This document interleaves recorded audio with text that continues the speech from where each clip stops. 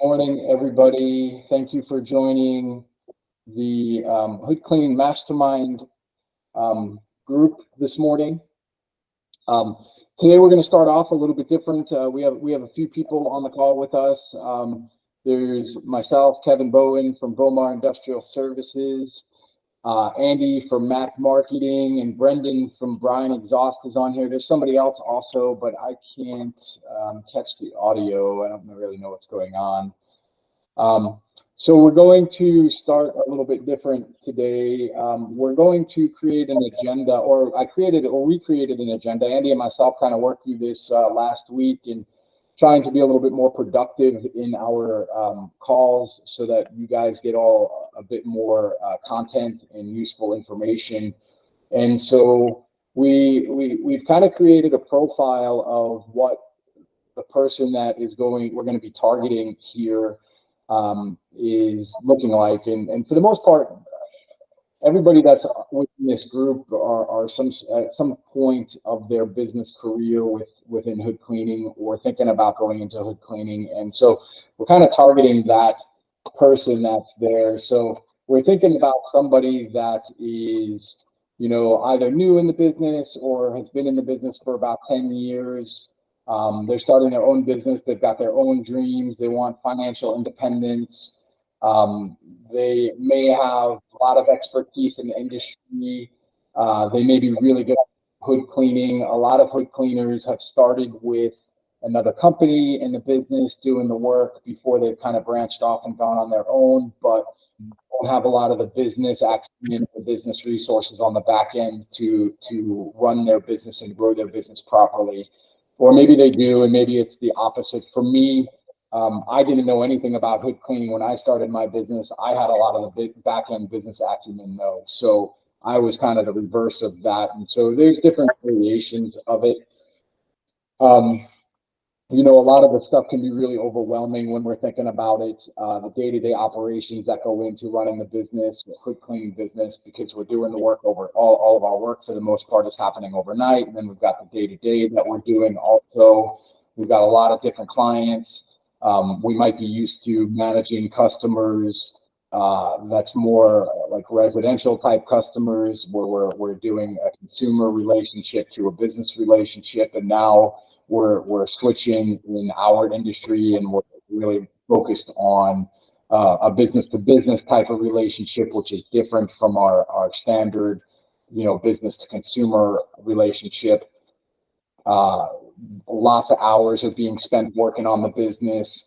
You might have the family at home. If you guys are like me, when I started my business, I had 2 little kids and a wife at home. So going out to work overnight was always challenging, leaving oftentimes before the kids are going to sleep and being home and asleep maybe before or after they're awake in the morning. There's just a lot of stress that goes into balancing it all. So we really want to try to touch on all of our goals, all of everybody's goals. We all have different goals, but I think the overarching goal that we all have is that we don't want to work for somebody else, and that's why we started our own business, and we want it to grow, and we want to be able to pass something on to our family, or maybe we just want this to be our job, or whatever that might be. Maybe we want financial growth, maybe we want business expansion, maybe it's just a personal fulfillment, maybe you just like servicing other customers or whatever it might be. But in any case, that's where we're going to try to target. That's what our focus is going to be week after week when we're going through these. And so what we're going to do is we're going to kind of just pay attention to the topics and the conversations that are going on within the group, and we're going to just try to cherry pick out different topics that come up. If anybody's got any topics that they specifically want to talk about, please send us a message, drop it in the comments or whatever it might be, and we can certainly pick it up. There'll be times where we'll go over some topics and we touch on them, and we might not spend enough time on those topics, and so we might circle back to it to spend a little bit more time on it, or we might dedicate a whole mastermind group to that one particular topic. We're just going to kind of play it by ear and kind of feed off of the energy and what people are talking about and what people want. So, and we're just going to try to be as productive as we can so you can get there. So, quick agenda, what we'll go through during these calls, we'll do a quick objective setting introduction. So we'll spend about 5 minutes on doing that. And then we'll go through maybe 1 or 2 different topics, at least to start, and we'll spend 10 minutes on that topic. While we're talking about that topic, you know, if you have questions, think about them, write them down, and then we'll spend about 10 minutes afterward just having some open dialogue, question and answer, and going through all of that. And then the second part, we'll go into another topic and then do the same thing with about 10 minutes of question and answer after that. Then toward the end of the call, we'll talk about some implementation strategies that we can go through and just some action plans and some wrap up. So that's pretty much the agenda of the call, and that'll be that. So today, what I think we wanted to talk about, we're going to try to stay on schedule as best as possible. It's our first time going off of an agenda-based system like this, so we're going to try to. I'm going to try to keep us on track as best as I can. First topic we're going to talk about that I saw coming up in the group was discussion on scheduling systems. I know there was a bunch of talk this week. I saw some topics on scheduling and some frustrations around people showing up to jobs and the customer turning them away because they're, for one reason or another. We've all been there, we've all done that, and we've all experienced that. So I wanted to talk a little bit about today our scheduling system, our scheduling process that we go through. And I know we've got some other experience that's on the call, and maybe Andy or Brendan, maybe you guys can chat about for a couple of minutes about what systems you use for scheduling and some of your best practices also. So I'm going to kick it off, and then I'll turn it over to one of you guys if you guys want to talk about that after. And if there's any questions or anything that come up, either type them in the comments. I'm not sure if comments are even on here, and do it. But once we publish this video, you can also just type your questions into the comments, and we'll circle back and answer them, or it'll just create a conversation for some other one to do. All right, cool. So Andy, I see drop a comment in there, so I guess that's working. All right, so scheduling systems, there's several different ones that are out there that you can use. There's really no wrong one that you can pick. It's really just a matter of where you're at in your business and what you want to use it for. My business, we started out using Service Trade, and we've been using Service Trade since we've started. I like Service Trade. It really satisfies all of our needs. The downside to Service Trade that I see is that it's quite pricey if you're just starting out. So how we use Service Trade is we basically go in.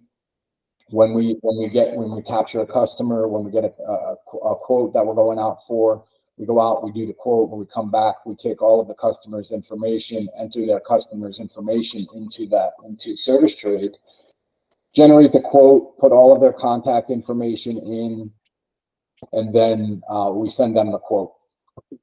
Once we send them the quote out, they go in. It's a digital quote. You can download it and or send it to them as a PDF. We typically just send it to them through the service link, and they go in, they get the quote, they can review it, and then they can go in and hit the approve button or the rejection button or do nothing with it. It allows us to go back in and see all of our quotes that we've sent out. It allows us to go in and see everything that's been approved when they were sent out. They're assigned to salespeople or whoever is going out to do it. If you have multiples or just one, it doesn't really make a difference. But let's just say a customer goes in and they hit the approve button. Then that approval, then we have it set up that it emails our office manager who does all of our scheduling. Once that approve button's hit, the email goes to our office manager. Our office manager then picks up that approval. She sees it, and then she goes through her process. She has a process of sending out a welcome email essentially to the customer. which gives them a whole bunch of information that we're going to need in order to be able to get them started and get them set up. And then she goes through the whole scheduling process with them. And she's got a series of templates that we use to send these. So she's not having to type out a new email every time. It's just a copy and paste, drop it into an email, and she sends it out. Then from a scheduling standpoint, she figures out through conversations and emails how the customer likes to be scheduled, what kind of frequency they're going to be on, and then she makes note of that. And then every time they come up in a cycle in Service Trade, it allows us to set the frequency in which they need to be scheduled. So let's just say it's quarterly. Every quarter, once we release all the jobs for that particular quarter, it's going to pop up and say this job is due this month. Yeah, if it's we set them in the system as monthly jobs to be due. Once we release the jobs for each month, Veronica goes in and she then picks out the jobs and just kind of goes through and starts scheduling them out. So she'll have knowledge of how these jobs are supposed to be scheduled, how they like to be scheduled, and she'll schedule them out and either reach out directly to the customer via telephone if that's how they like, or she has automated emails that also go out through Service Trade that allows the customer to know that they're onto the schedule. So once they get on the schedule, they get that first initial contact. Most of the time, it's just an email. As we near that actual scheduled date, she sends more emails and starts making telephone calls. Then the week before, she's sending out their final confirmation email. And then the day of, usually before 2 p.m., she's making telephone calls to each one of the customers, or the day before, making telephone calls to each one of the customers to get verbal confirmations that we are good to go, everything's set. And then the day of, before the guys are even sent out to start their work, she's making the last and final confirmation call to talk to the closing manager to make sure that the closing manager knows that we're coming out to do the work. The biggest challenge a lot of times with the scheduling for us that we see is that we might have like an owner who is approving the initial cleaning or the schedule, and that owner has to communicate the schedule to the closing manager or the manager, and that communication often doesn't happen. So we just circumvent the requirement of the owner doing that, and we call the closing manager to make sure that the closing manager knows we're coming, because oftentimes the closing manager is just like, oh, we didn't know about it, nobody told us, so you guys need to go on, and then that resolves all of that problem for us. So that's just a high level of Service Trade, how it works for us. I don't know if any of you guys want to share what else you might want to do. So pros with Service Trade, real quick, the pros with Service Trade, it does allow us to do a lot of the automation of sending out emails. It allows us to automate all the scheduling and popping up when the schedules are due. In my mind, in my eyes, the big disadvantage to Service Trade is it's very expensive, and it doesn't have bulk email capabilities from a CRM's perspective to do bulk marketing. But it allows you to take payments directly through their program, allows you to do all the scheduling, dispatching, and all of that's really great. So just a couple of downsides to it, but overall it's a great software. Might be a little costly for anybody just starting out. Can you do you mind sharing give it a little idea of what the pricing is? Is it like tiered? Like how many customers you use, or? It's tiered based on technicians that you have set up per year. So they have like a single tier, then you go like a single user, then it goes to like a 5 user automatically. You can negotiate with them. I know we negotiated with them, and because we didn't have any need for 5 users, but we needed more than 1 user or whatever their minimum was. So we have 3 users. We paid probably, I don't know, between $5,000 and $6,000 a year for it, which is again really expensive, but we've got years worth of customer information stored in there, and it's really hard to walk away from that and really hard to transfer all of that over. So we just kind of deal with it. Brendan? Yeah. That's this one's a lot. We made our rounds through different softwares and looking, and we ultimately ended up hiring programmers and built our own. Okay. Which, we will be releasing to the industry. Hard to put a timeline on it, but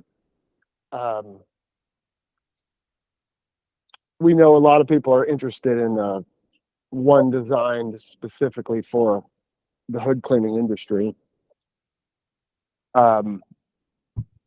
Yeah, all the concerns you brought up, Kevin. Yeah, definitely. Man, I can't wait for you guys to roll that out. I know, you guys have been in the industry for what seems like 100 years.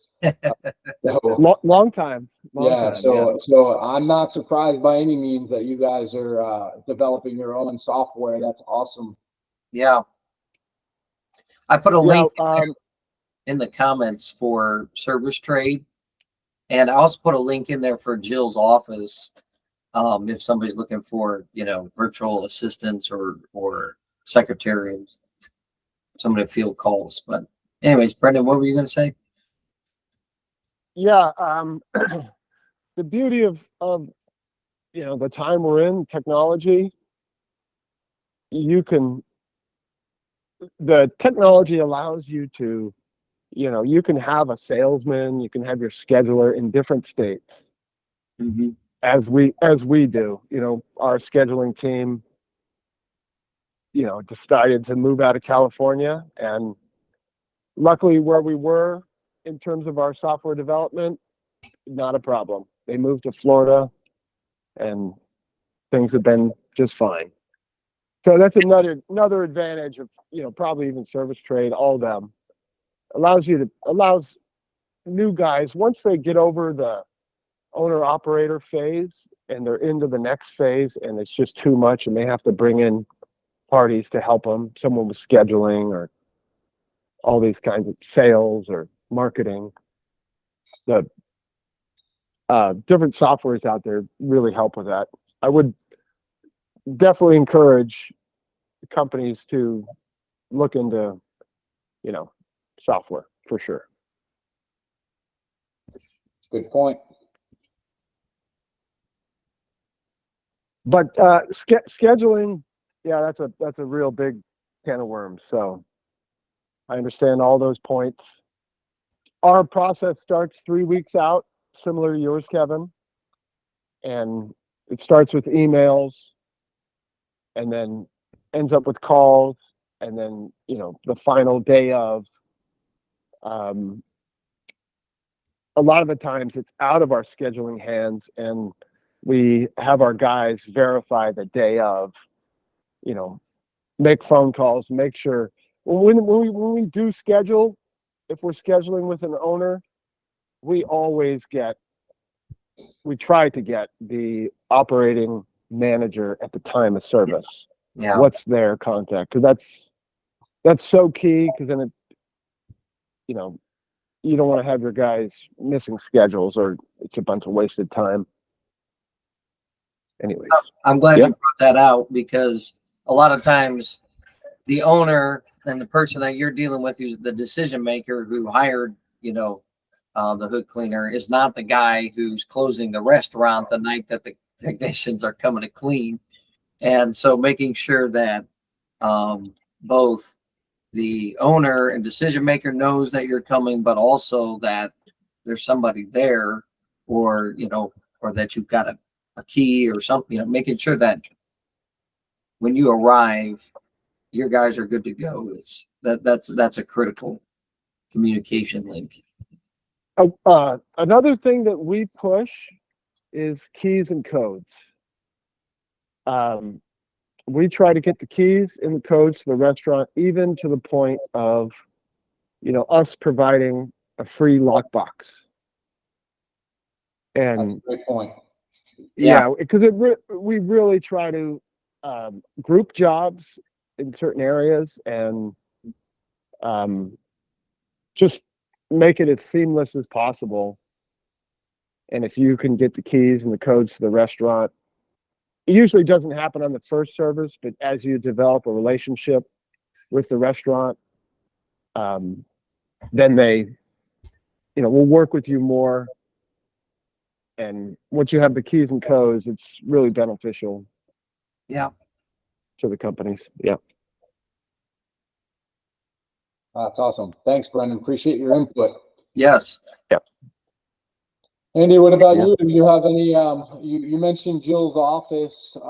Tell me a little bit about Jill's office. What Yeah, do you do so, with them? when I was starting out, I was wearing all the hats. And so, hiring a company like Jill's office, it's a secretarial service, and they answer your phones. You can give them all the information. They can have access. You can create them as users in your software, and they can not only answer your phones, but I would give them a list of jobs, and they would call and schedule the job. So essentially, for those that can't afford to hire, maybe you're not at that point where you can hire a full-time scheduler, you can hire a secretary or whatever it might be. You could hire Jill's office. And at the time I was using them, it was really good as far as price wise, very inexpensive. You just paid per call, whether they took the call or whether they made the call. And they really helped our business grow from that point, where just a owner operator type of guy who was trying to do it all, to making sure that all of that stuff was taken care of on the back end. And so I put a link in there. It's not for everybody. Like I said, everybody's going to be at different stages in their business growth. And, guys that are, maybe at your level, Kevin, or Brendan's level, obviously, you guys are way past needing something like Jill's office. But there's, no doubt quite a few hood cleaners who are in that stage where some a service like this would really be advantageous.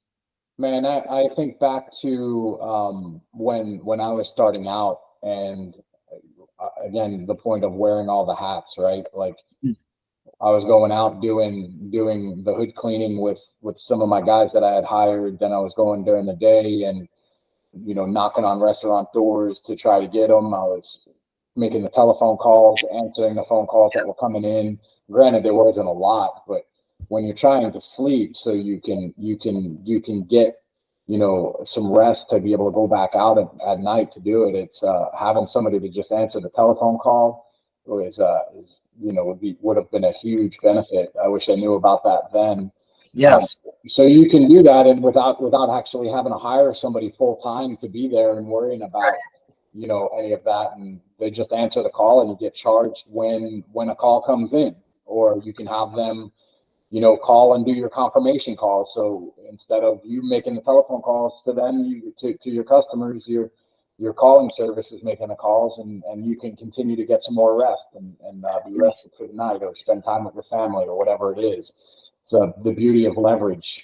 And I was able to use them to make calls on outstanding invoices. They would actually do mailers, so they would actually mail my invoices. Oh, wow. Or email, the invoices. I could create them as a user in the softwares that we were creating. And so then I could be like, all right, follow up on all the invoices from last week that aren't paid yet, or last month that aren't, anything that was over 30 days due, and it was just really nice because I didn't have to hire anybody else to do that kind of stuff. I got a report, and, it was really, for the actual service, very cost effective. So, and yeah, I'm going to talk a little bit about this, I think, in the marketing, but the accessibility is so important. So I really highly recommend for guys that are starting out, have a business line that's separate from your cell phone. Don't have all those phone calls coming to your cell phone. Make sure that if people reach out to you, that they're gonna get somebody, that they're gonna get, and you're gonna get right back to them. Because if you're not accessible, you're gonna miss out on a lot of business. One thing on the telephone numbers, Andy, that you said have a separate business line different from your cell phone. That's a really great point. But it doesn't mean you can't use your cell phone. And so what we do is we use like a VoIP service called 8x8 is the one that we use. And there's an app that goes right on my telephone. So I have my own extension and the rest of my team has extensions. And so even though it's our own line, it's still coming right to my cell phone. So Yes. I can either call customers through the app or I can call them on my phone. It doesn't make a difference. We don't miss a beat. It still works perfectly. Yep. Yeah, Kevin, we use 8x8 as well. Okay, cool. Let's see if Yeah. I can throw a link to that. If I can find it online real quick, I'll throw a link in the chat. Yeah, it's relatively inexpensive. I think I probably pay about $100 a month for 4 lines or 5 lines plus text messaging on 1 or 2 of the lines, if I'm not mistaken, because I know my office manager often texts with customers, and it's really cool. They have an auto attendant, I guess you'd call it, and they basically route your call. It's one of those things where you call and it says, for this person, press 1, for this person, press 2. So it goes to whoever it is, and then each person has their own individual number. So really cool stuff. I'm glad you brought that up, Andy. Yeah. So I guess just a quick recap of what we're talking about in the scheduling systems. There's many different systems that are out there. I particularly use 8x8. Andy's had a lot of success using Jill's office to assist. I'm sorry, not 8x8, Service Trade. I use Service Trade for all of my scheduling and customer management. Brendan's using something that they're creating uniquely, and it sounds like they're going to make that available to the hood cleaning industry, which is awesome. Really can't wait for that.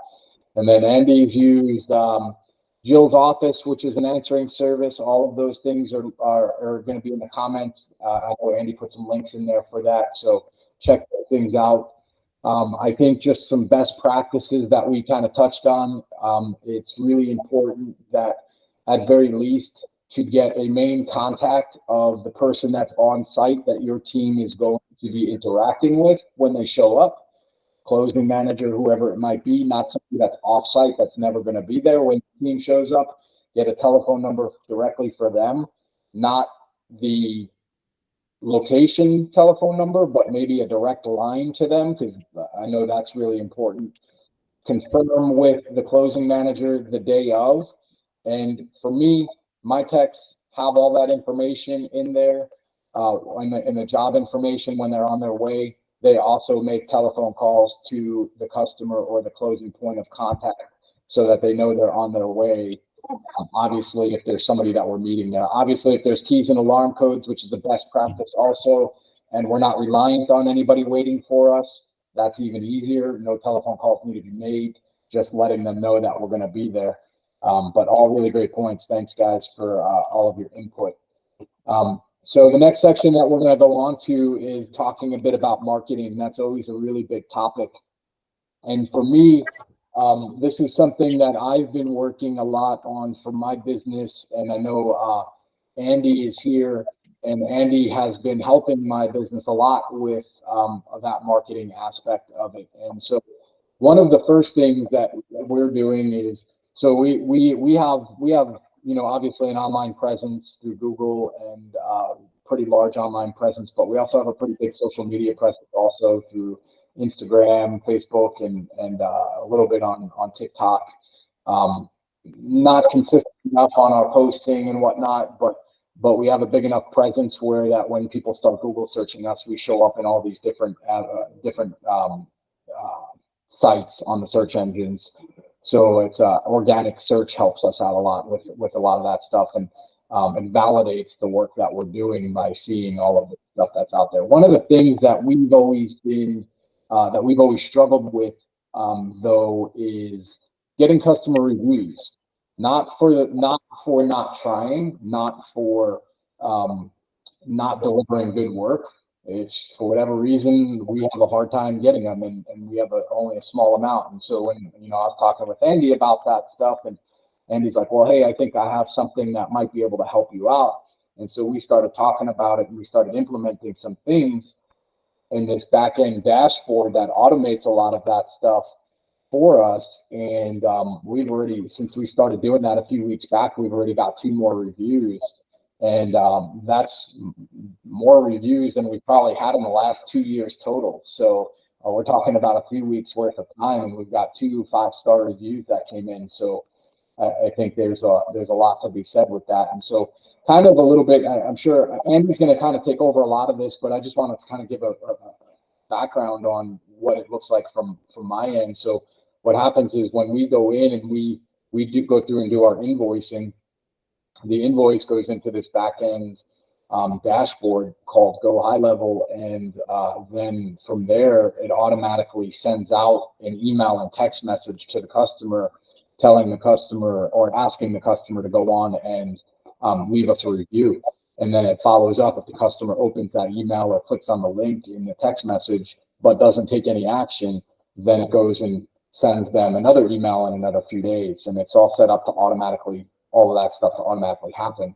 Then should the customer go on and leave us a 5-star review, then the AI generator that's in there goes in and also now leaves a response to that review on behalf of myself, the business owner, saying, thank you for the review. We appreciate it. We're really glad you're happy, or whatever that response is. And that's been really great. The other cool thing that on the back end for us that we're starting to do is when one of those reviews comes in, then on the back end, all of my social media accounts are also linked in here, and it'll automatically distribute that review out to all of my social media accounts. So everybody that's connected up through there can see all of that, which I think is awesome, because what I was doing before was I clip it and be like, oh, I got to send this out and post it on 15 different social media platforms or whatever it is. Now I don't have to do anything. Sure. Yeah. And then one other thing is now all of my social media posts as well, regardless of what it is, I can do and on the back end in this dashboard, and they go out to all of my platforms in one time without me having to go and recreate it because you might be able to get like Instagram and Facebook in one, then you can't do the other ones, and you got to create a new one for that. Just streamlines things and makes it a lot easier and saves a lot of time. So Andy, I'm going to let you kind of take over. I just wanted to give you a recap. I'm going to shut my up here for a second while I walk away, and I'll be right back. Okay. Yeah. As I really like Kevin's vision here, and of course Brendan's been on and just helping out. And if you think about the what we really want to do through these calls, and what I'm trying to help at least with the marketing is try to close that gap between your ideal business. In other words, everybody has an ideal business. Like when you started this company, you thought this is what my life is going to look like. And then, the actual reality of where you're at. And for a lot of guys, what they thought life was going to be like running their own business and what life is actually, there's a pretty big gap. Now for others, that gap might be, much smaller, but however large that gap is, I'm hoping that we can close that gap and get your business in reality closer to what you actually thought it would be. Ideally. So when it comes to marketing, I'm just going to cover just a few things. And, Brendan, we've already kind of mentioned a lot of the software that's out there, and the AI and the automation is really helping to level the playing field.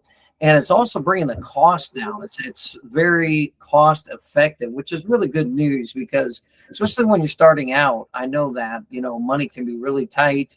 I'm sure on these calls we'll start talking about pricing strategy, and we'll also talk about different things to help out with that. But let me just go through some basic stuff to help set the table, and let's see if I can share. I'm going to see if I can share my my screen or not. Let's see. Well, I'm going to do that. Let me share this and see if that shows up. Brendan, I don't know if you're in a place where you can see or not, but no, I'm just on your screen showed up. Okay. Yeah. So let me just go through this quickly. I set the timer here, and but the essence of marketing is getting your service in front of the right people with the right message at the right time, right? You have to have the right message, the right audience, and it's got to be the right time when people are ready to buy. Those three things. And it sounds pretty easy and it's not that difficult, but when you throw in the fact that you're trying to do all of this at the same time as, you know, sending out invoicing and scheduling and working with your service techs, you know, what ends up happening is that the marketing ends up being fumbled oftentimes. And so what I'd like to try to do is help hood cleaners just you know, make sure that your marketing is helping your business and not hurting it. So when I started my business, I didn't know anything about hood cleaning and I didn't know anything about marketing. So I hired a marketing company. I was paying $800 a month for, I mean, essentially that was just the retaining fee. Then on top of that, I had to pay for all my advertising costs, whether that was online advertising or whether that was print advertising. I had to pay for my list. And it just seemed like my marketing was just a big pain point every month. I'd write that check and I didn't really even know if I was seeing anything. It seemed like we get enough jobs in to pay for the marketing itself, but I was in a sinking ship almost with that. And so a lot of what I'm sharing with you is kind of what I had to learn. I ended up firing that marketing company and just learning a lot of this stuff on my own. All right. And so there are three very important pillars in marketing. The first one is attention. And that simply is this: how many people know about your hood cleaning service? If they don't know about you, then there's no way they're going to reach out to you. There's no way you're going to get their business. So, you know, attention is all about getting your message out to your prospective clients. And, you know, do this through a number of ways, through advertising. A lot of this is, you know, you're going to have to pay to market your message to somebody else's audience. But what I like to try to do is help companies, and what I think every hood cleaner ought to do, no matter if you're paying for advertising, is you got to have a way to build your own list. You got to own your own audience. And that way your marketing costs will go way down over time. So attention, how many people know about your hood cleaning? The second pillar is attraction. Once you get them to start looking at you, do they like what they see? You know, this is an important part because people, you know, restaurant owners, commercial kitchen managers, they want to know that they can trust you and your business with this very important, you know, cleaning, it's fire prevention. There's a lot of trust in the hood cleaning business. You're on their premises, oftentimes late at night or at odd times. And so there's got to be, they're giving you keys or codes. There's a lot of trust involved with this. So you have to understand that whether it's through your website or your social media channels or just your trucks and how they look and your personal appearance when you show up to give a quote, all of that is contained in this idea of attraction. Do they trust you, that you know what you're doing, and that they can give you, you know, their business to solve their problem? And then the third pillar is accessibility. Now, how easy is it to get a hold of you? I got a picture here of a fax machine. You know, if they like you and they want to do business and they're like, how do I get a hold of you? You say, yeah, fax me. You know, you're not going to get their business. You have to be accessible. You have to, you know, if they call you and you don't get back to them for a week, they've long since gone on to the competition. You know, so you want to have multiple ways for them to reach out to you, whether it's phone or email or on your website, whatever it might be. But you have to be accessible if you're going to succeed in this. So those are kind of like a basic rundown. And as I said before, we have some things now through AI, through automation, through some basic tools. Hey, Andy. Yeah. We're still on the first page. Are we supposed to be going through? I'm not sure because we. Oh yeah, I thought you were going through. Sorry about that. Well, I'll just kind of quit sharing here. We were on the we saw your screen, but it was just in the first page. It wasn't. I'll figure out how that works eventually. But yeah, so here's I'll wrap this up. This is just a basic introduction. There are different ways that can help you in these three areas of attention, attraction, and accessibility. But for actionable steps today, here are three things that I'd like to give you. First of all, establish a basic presence. You need to have at least, at minimum, a basic presence, especially online.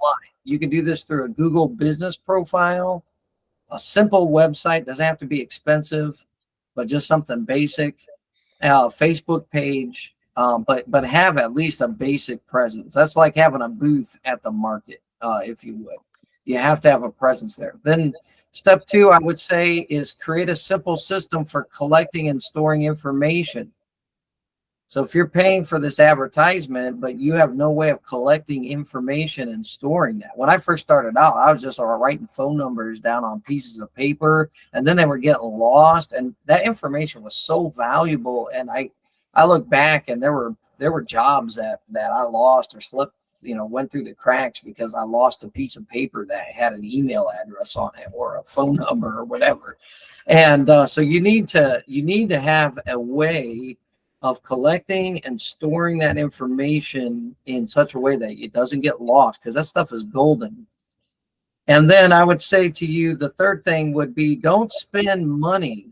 Don't spend any serious money on marketing until you're set up to maximize that advertising dollar. Okay. To give you a quick illustration, it'd be like going in person into a restaurant to sell them your hood cleaning service and not having a business card, or some kind of flyer or some kind of brochure. You just go in there, you have nothing to leave with them. Even if they like you and they want to give you their business, you're going to be long forgotten. They have no way of reaching you. And so you just wasted all that time and the money and the gas to drive to that restaurant.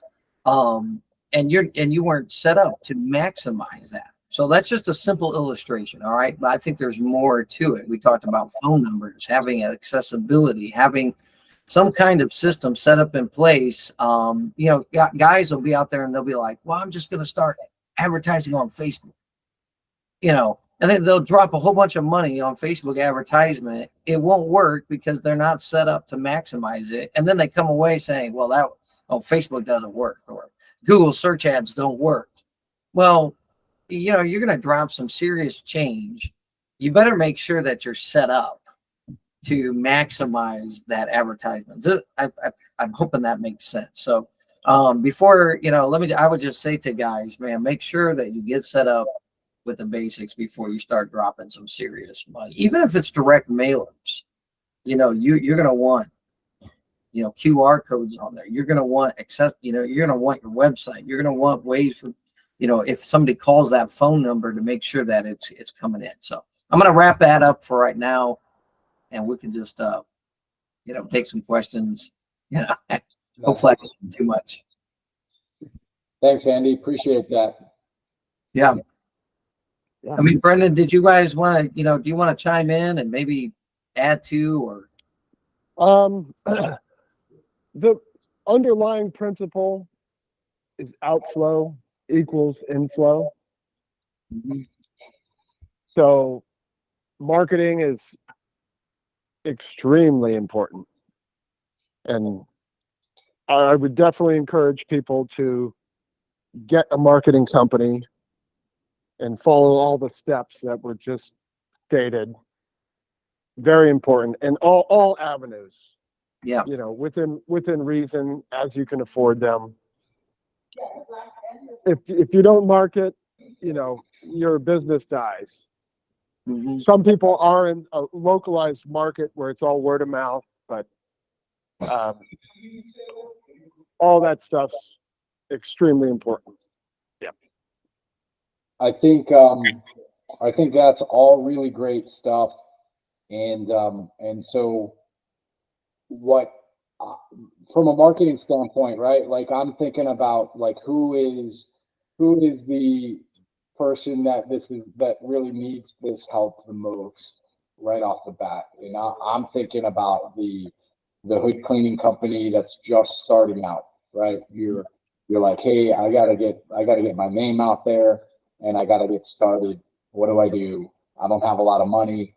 I've got people that I gotta pay. We got all these things that are happening, and I'll tell you, for me, how I started, and this is real life, going back 5-6 years ago at this point.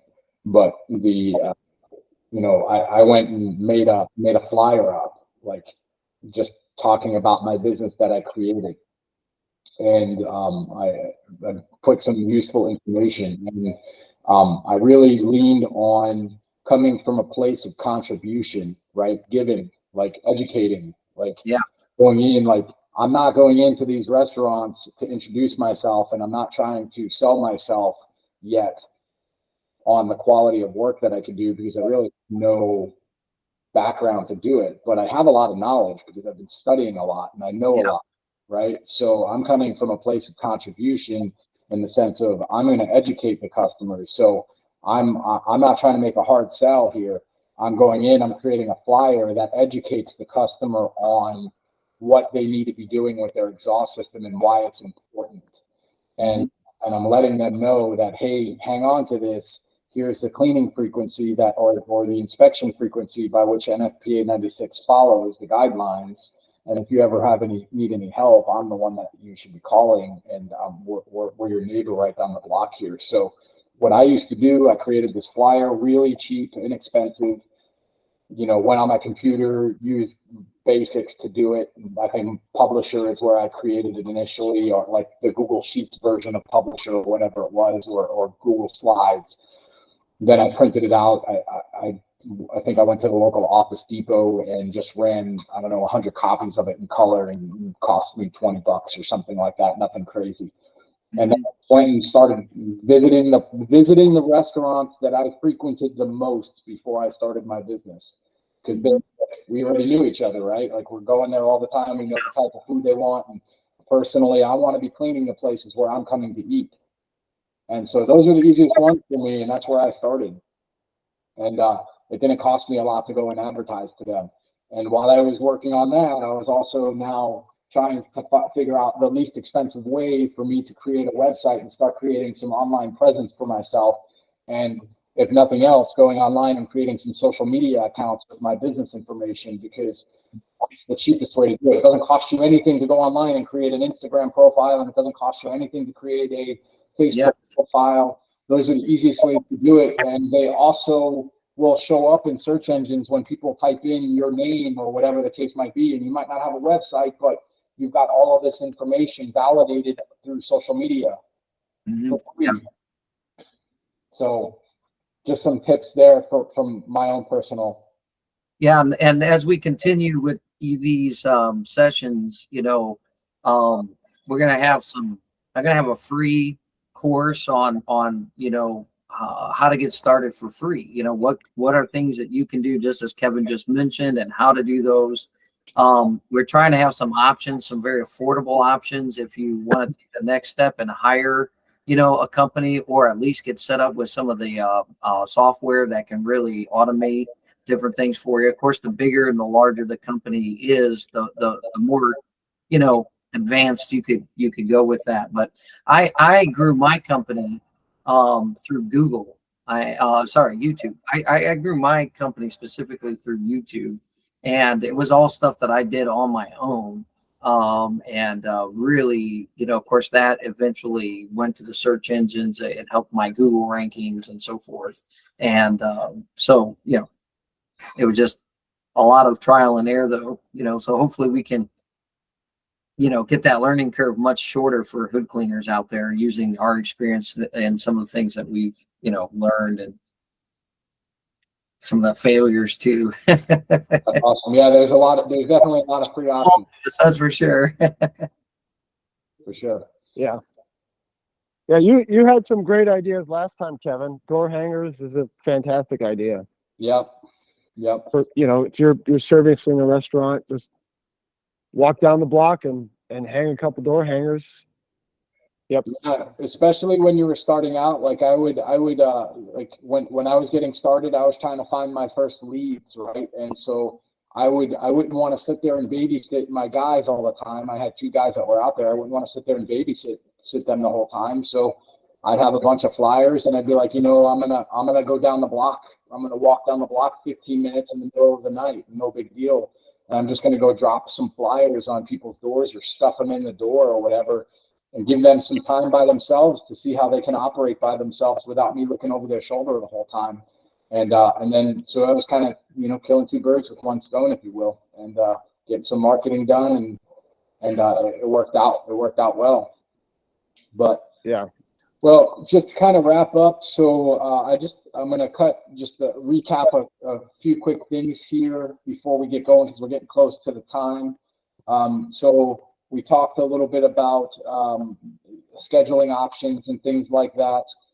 There's a lot of different options when it comes to creating schedules. I talked about Service Trade. Andy used a little bit of Jill's office for his stuff, and Brendan uses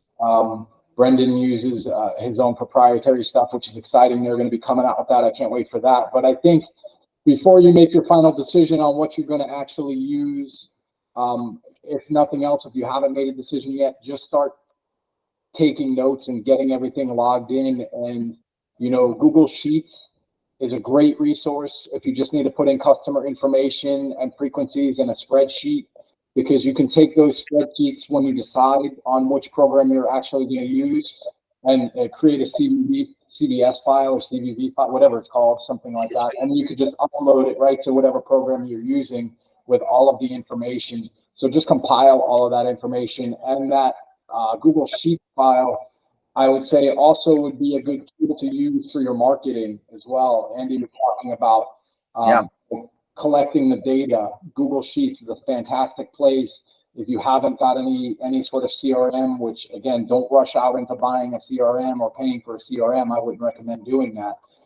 Just start compiling the data so you have it. And then when you get to the point of needing to use it, you've got it all captured in one spot.